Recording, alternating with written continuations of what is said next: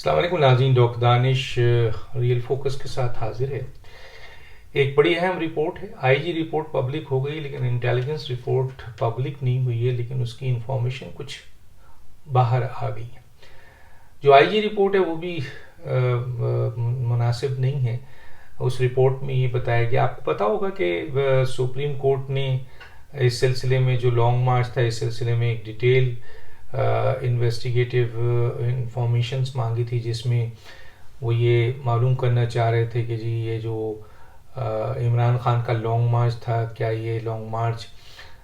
میں جو شرکا تھے وہ کتنے تھے اور کیا چارج تھے اور کیا وہ مسلح تھے، ان میں کون کون لوگ شامل تھا اور کس طریقے سے یہ ڈی چوک پہنچے اور عمران خان کو پتہ تھا نہیں پتہ تھا، عمران خان کی کیا انسٹرکشن تھی، مثلا ایک بڑی ڈیٹیل چیز اور کیا نقصانات ہوئے اور کس طرح یہ مجمع نے کیا کچھ کیا۔ تو اس سلسلے میں آئی جی کی جو رپورٹ ہے وہ تو آ گئی ہے، پبلک بھی ہو گئی ہے کہ جناب انہوں نے نام بھی لیا ہے کہ جی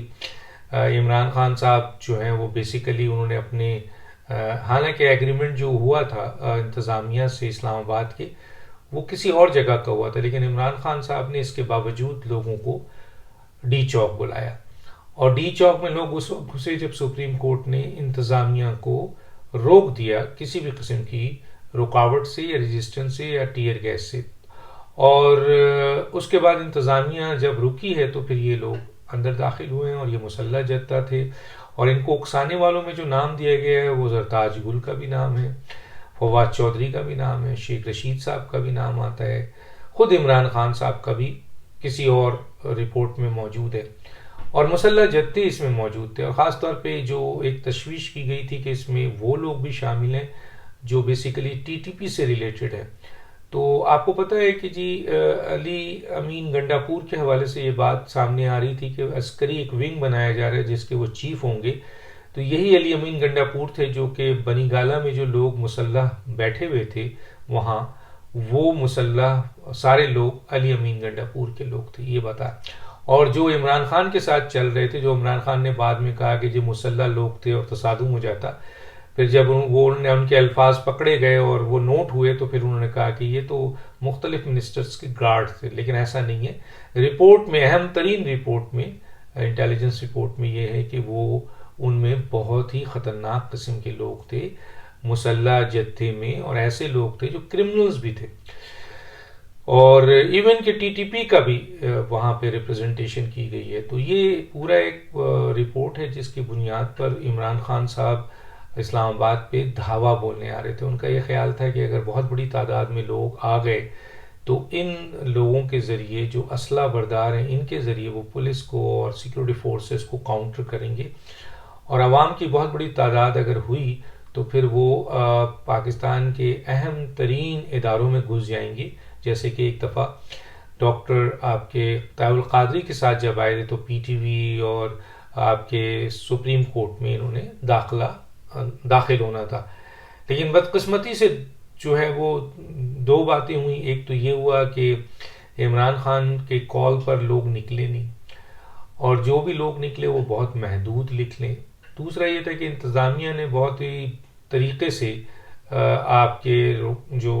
آپ کے سیکورٹی رکھی ہوئی تھی ان کو رکھی، لیکن جب وہ سپریم کورٹ کا جو فیصلہ آیا اس کے بعد جو انتظامیہ ان کے آرڈرز کو مان کر ہٹی ہے، اور رپورٹ میں بھی ہے، اس کے بعد یہ مسلح جتھے اور 2,000-3,000 افراد ڈی چوک میں ہیں، اور وہ مسلح تھے،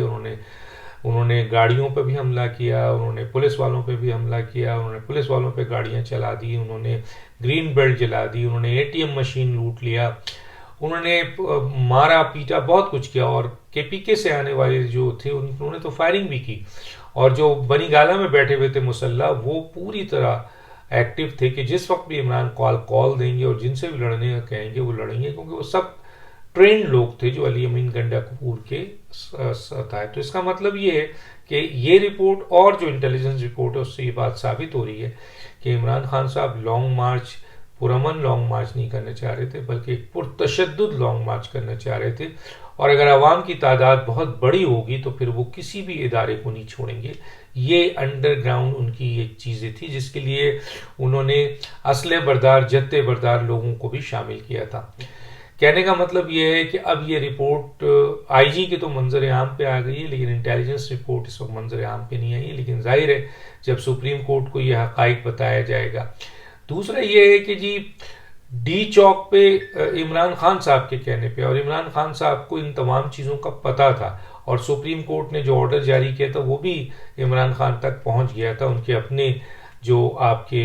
وکیل تھے انہوں نے سب کچھ بتا دیا تھا، لیکن اس کے باوجود عمران خان صاحب نے کہا تھا اپنے لوگوں کو کہ جی آپ نے ڈی چوک آنا ہے۔ اکسانے والوں میں جو نام زیادہ آئے ہیں ان میں فواد چودھری صاحب کا نام ہے، زرتاج گل کا نام ہے جنہوں نے پبلک کو اکسایا ہے، اسی طرح شیخ رشید تو خیر اوپن اکسا رہے تھے، سب کو پتہ ہے کس طرح اکسا رہے تھے، عمران خان اکسا رہے تھے، اور اس کے ساتھ ساتھ عمران اسماعیل جو کراچی سے گورنر رہے تھے سندھ کے، وہ بھی اس جتھے میں شامل تھے جو کہ مسلح بردار جتھا جب ڈی چوک میں داخل ہوا تھا تو اس وقت یہ لیڈ کر رہے تھے، وہ فواد چودھری یہ لوگ لیڈ کر رہے تھے۔ تو کہنے کا مطلب یہ ہے کہ یہ لانگ مارچ یہ ہے لانگ مارچ عمران خان کی، اور ان کی یہ پلاننگ تھی۔ عمران خان کو اگر عوامی سپورٹ مل جاتی تو شاید بہت بڑا خون خرابہ ہونا تھا، یہ پوری پلان تھا، اور شاید اس خون خرابے کی نظر کے بعد عمران خان نے، جیسے کہ وہ کہتے تھے کہ جی عمران خان کو روکا گیا تو ہم پاکستان بند کر دیں گے، دیوار سے لگا دیں گے، خونم خون ہو جائے گا، خانہ جنگی ہو جائے گی،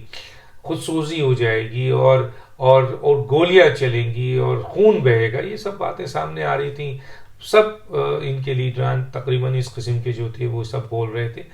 تو یہ پورا پلان تھا، اور اس سلسلے میں بنی گالہ میں اس لیے تقریباً کوئی 60 سے 70 افراد وہ بہترین ویپنز کے ساتھ وہاں پر موجود تھے، اور جب پولیس ان کو بنی گالہ کی طرف گئی تھی تو انہوں نے انیشل اسٹیج پہ روکا تھا، اور پھر کلیش کی صورت میں انتظامیہ اسلام آباد نے پولیس کو وہاں سے ہٹا دیا تھا، کیونکہ پولیس کی انتظامیہ اور حکومت کسی بھی طور پر یہ نہیں چاہ رہی تھی کہ کوئی ایسا کلیش ہو جس میں سیکورٹی فورسز یا آپ کے دوسری طرف جو ہے وہ کوئی خون گرے، لاش گرے، جس کا فائدہ عمران خان اٹھائیں، اور عمران خان کی یہی کوشش تھی کہ لاشیں گریں، اور اس لاشوں کی بنیاد پر پھر وہ عوام کو لے کر پارلیمنٹ پر، سپریم کورٹ پہ، جی ایچ کیو پہ، جہاں جہاں وہ چڑھائی کر سکتے ہیں کریں، اور پھر وہ باتیں منوائیں جو وہ چاہتے ہیں۔ لیکن ان کے اس غلط فہمی کا اس وقت سارا کا سارا چیزیں ٹوٹ گئیں جب صبح سے لے کر شام تک پنجاب میں، سندھ میں، بلوچستان میں کہیں لوگ میجورٹی میں نہیں نکلے، اور وہ جو ان کے شیخ رشید کہہ رہے تھے ہم لاکھوں افراد لائیں گے، پھر جیلم سے کہہ رہے تھے یہ کہ ہم لاکھوں افراد لے کے نکلیں گے فواد چودھری، اور پھر آپ کے پرویز الہی نے کہا تھا کہ ہم لاکھوں افراد لے کے نکلیں گے، تو پنجاب کی حالت تھی کہ 2000 سے زیادہ افراد نہیں نکلے، یہ میں 2000 بھی زیادہ کہہ رہا ہوں جو رپورٹ ہے۔ اور اگر وہی کہتے ہیں کہ جناب یہ بھی کہتے ہیں کہ جناب کیونکہ رکاوٹ تھی، تو رکاوٹ تھی تو 2000 نہیں، آپ نے تو 20 لاکھ کہا تھا، چلے کم از کم 50,000 افراد نکلتے، لیکن 2000 افراد تو خیر کوئی معنی نہیں رکھتے۔ لیکن جس جگہ آپ کے پروٹیکشن تھی، جس جگہ آپ کو سیاسی سپورٹ تھی، جس جگہ آپ کو منسٹرز، حکومت، سیکورٹی فورسز، پولیس سب کی سپورٹ حاصل تھی، وہاں ایک ٹیئر گیس بھی نہیں چلا، ایک رکاوٹ والی چیز تھی، وہاں پہ بھی 40 ملین کی آبادی تھی، اس 40 ملین کی آبادی میں یعنی 4 کروڑ تقریباً شاید ہوگا، تو اس میں کے پی کے میں 40 ملین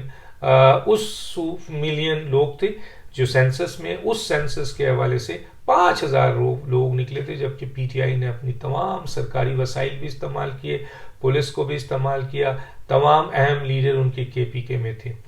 تو انہوں نے کے پی کے کا راستہ بھی اسی لیے اختیار کیا تھا کہ کوئی بھی کلیش ہو، کوئی بھی صورت ہو تو ان کو حکومتی تحفظ حاصل ہو۔ تو گویا عمران خان صاحب کا پچھلا لانگ مارچ جس کی رپورٹ آئی ہے بہت خطرناک ہے، اور اس لحاظ سے یہ بات اسٹیبلش ہوتی ہے کہ عمران خان اور ان کے لوگوں کا اسلام آباد پہنچنے پر عوام کی اگر تعداد زیادہ ہوتی، اور تو پھر وہ مسلح جتھا اور عوام کے ذریعے یہ پاکستان کے اہم ترین اداروں کو یرغمال بنانا چاہ رہے تھے، اور اس یرغمال ہونے کے بعد پھر وہ چاہ رہے تھے کہ جو بھی وہ حکم دیں وہ مانا جائے، اور اس طریقے سے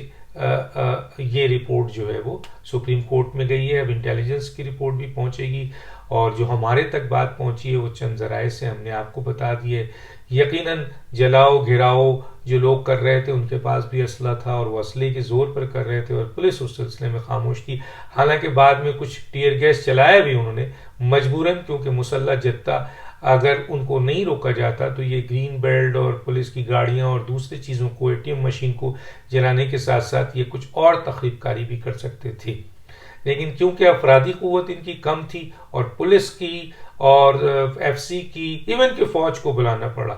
ایف سی کی, رینجرز کی اور پولیس کی تعداد اتنی زیادہ تھی کہ حکومت ان پر حاوی ہو گئی تھی. ورنہ شاید اگر ان کے لوگ زیادہ ہوتے تو پھر کیجویلٹیز بہت بڑی ہوتی اور تخریب کاری بہت بڑی ہوتی. ڈاکٹر دانش کو یاد دیجیے. اللہ حافظ.